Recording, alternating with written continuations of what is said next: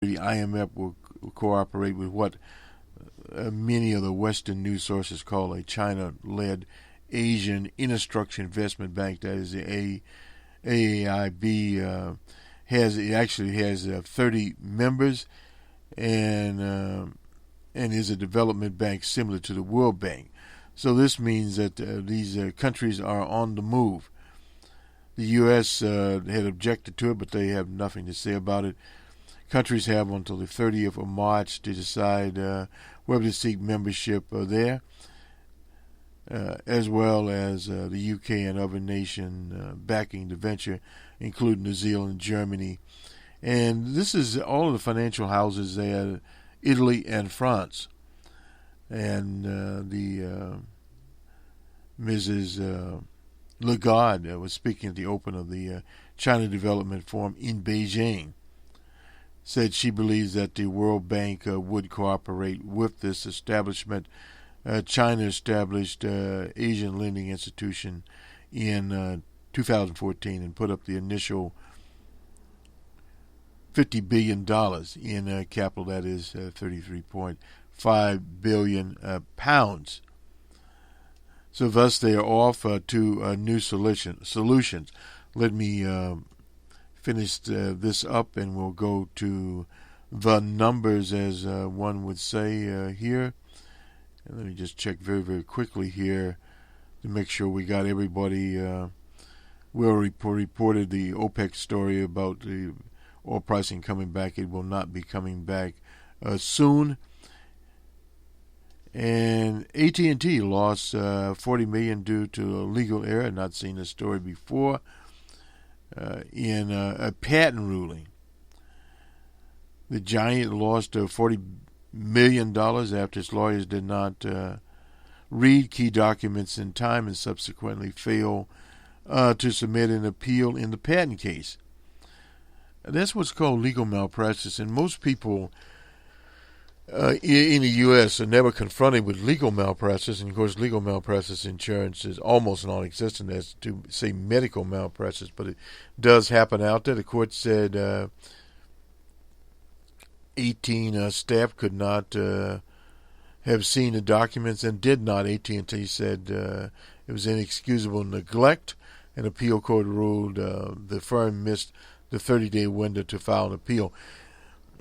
In a judgment there, the lawyers said they had not received notice of appeal. You received that due to a lack of email confirmation, although the documents indicated the appeal had been posted on government websites. Judge Garcia said it's troublesome, but none of the AT&T lawyers. You always watch out in any case and serve notice of appeal. You have to do that in a timely manner, especially in this type of case. Now, there's some cases where the courts only won't get into the legal thing here. Did that in the past life and doing something else. But nonetheless, AT&T is going, as they say, south here. We'll go to the market data and do the markets. I believe these should be, we'll just see who they are. The FTSE, these are Friday unless otherwise noted, at 60.19. The DAC at 37.97 on Friday. In Paris, they were at 50.31. In Brussels, they were at 31.45. In Brussels, 228.60. In Zurich, 67.81. In Moscow, 20.67 there. And in Johannesburg, they were in the red or negative at 294.82. They were down. They were also down in Bombay at 208.59. In Karachi, they were at 324.28. In Lahore, 8.85 on Friday. In Colombo, 7.88. And in Tehran on Wednesday, 998.90. In Sydney on Friday, the 23.80, and in Nikkei at 83.66. The Hang Seng was down 93.65. In Shanghai, they were 35.05 or odd 5. In New York at 168.62. And the NASDAQ was at 34.04. And the Merck, that's the commodities market out in the Midwest city of Chicago, was at 18.83. In San Pablo, 1,013.05. And in Mexico, they were down on Friday at 150.02. Quick look at commodities. Brent crude, 55.20. We gave that. It was up 77 cents. The spot was at 55.14. It was up 61 cents. West Texas crude at $46.50. It was up 97 cents. TV Pickett is jumping for joy. He remembers $15 oil. Cocoa was up $75. Dubai Gold was up $12 at $1,182.40. The Forex was up $17.10 at $1,183.10. Corn futures up $11.50. Soybean futures were up $12. That's the bushel. And soybean oil was up 6 cents.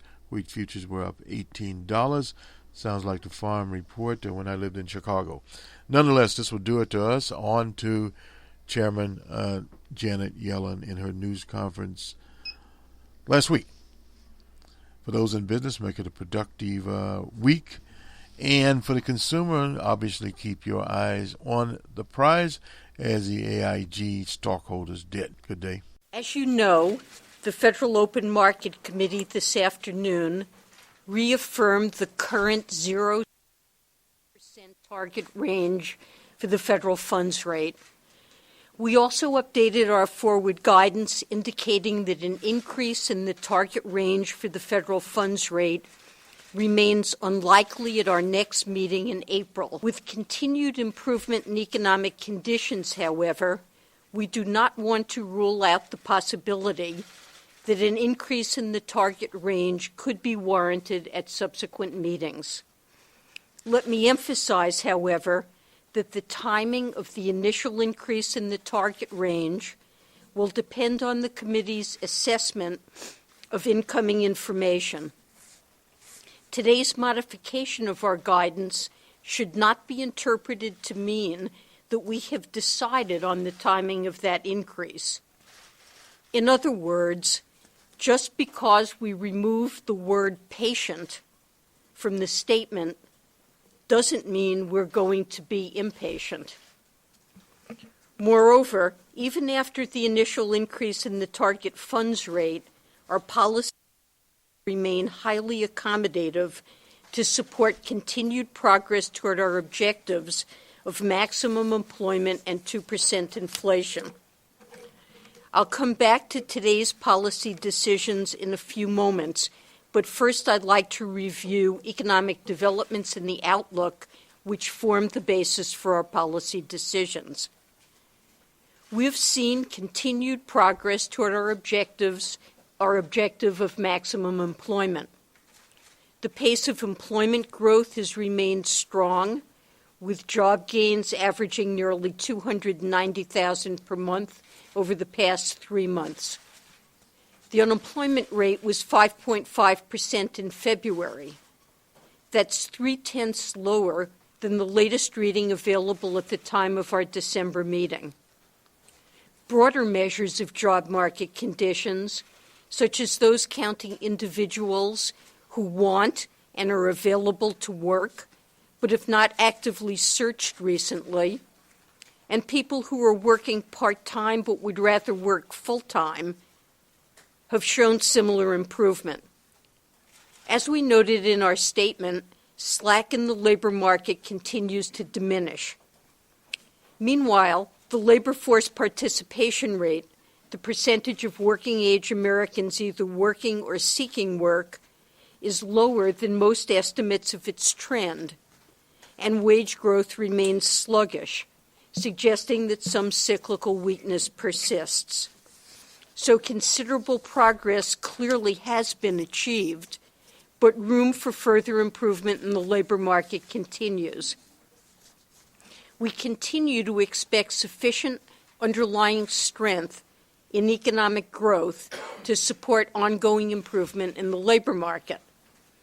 After averaging about 2.5% over 2014, growth of real gross domestic product appears to have slowed in the first quarter of this year, in part reflecting a moderation in household spending.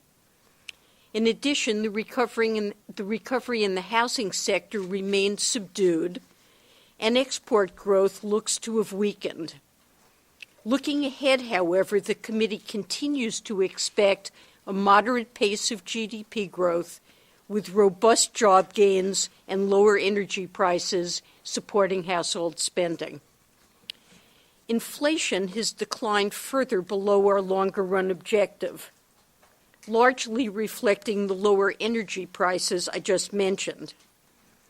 Declining import prices have also restrained inflation, and in light of the recent appreciation of the dollar, will likely continue to do so in the months ahead. My colleagues and I continue to expect that as the effects of these transitory factors dissipate, and as the labor market improves further, inflation will move gradually back toward our 2% objective over the medium term. In making this forecast, we are attentive to the low levels of market-based measures of inflation compensation. In contrast, survey-based measures of longer-term inflation expectations have remained stable. The committee will continue to monitor inflation developments carefully. This assessment of the outlook is reflected in the individual economic projections submitted for this meeting by the FOMC participants. As always, each participant's projections are conditioned on his or her own view of appropriate monetary policy. The unemployment rate projections over the next few years and in the longer run are generally a bit lower than the December projections. At the end of this year, the central tendency for the unemployment rate stands at 5 to 5.2%, in line with participants' estimates of the longer-run normal unemployment rate. Committee participants generally see the unemployment rate declining a little further over the course of 2016 and 2017. For economic growth, participants generally reduce their projections since December, with many citing a weaker outlook for net exports. Nonetheless, the central tendency of the growth projections for this year and next, at 2.3 to 2.7%, remains somewhat above estimates of the longer-run normal growth rate.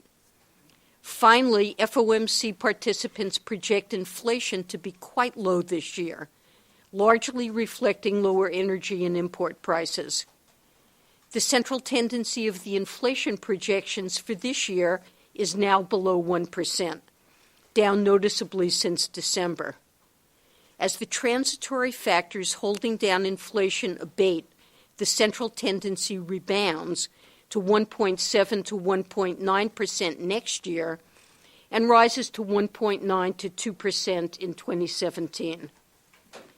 Returning to monetary policy, as I noted at the outset, the committee reaffirmed its view that the current 0 to 0.25% target range for the federal funds rate remains appropriate. But with economic conditions improving, and with further improvement expected in the months ahead, we have again modified our forward guidance. In December and January, the committee judged that it could be patient in beginning to normalize the stance of monetary policy. That meant that we considered it unlikely that economic conditions would warrant an increase in the target range for the federal funds rate for at least the next couple of FOMC meetings. While it's still the case that we consider it unlikely that economic conditions will warrant an increase in the target range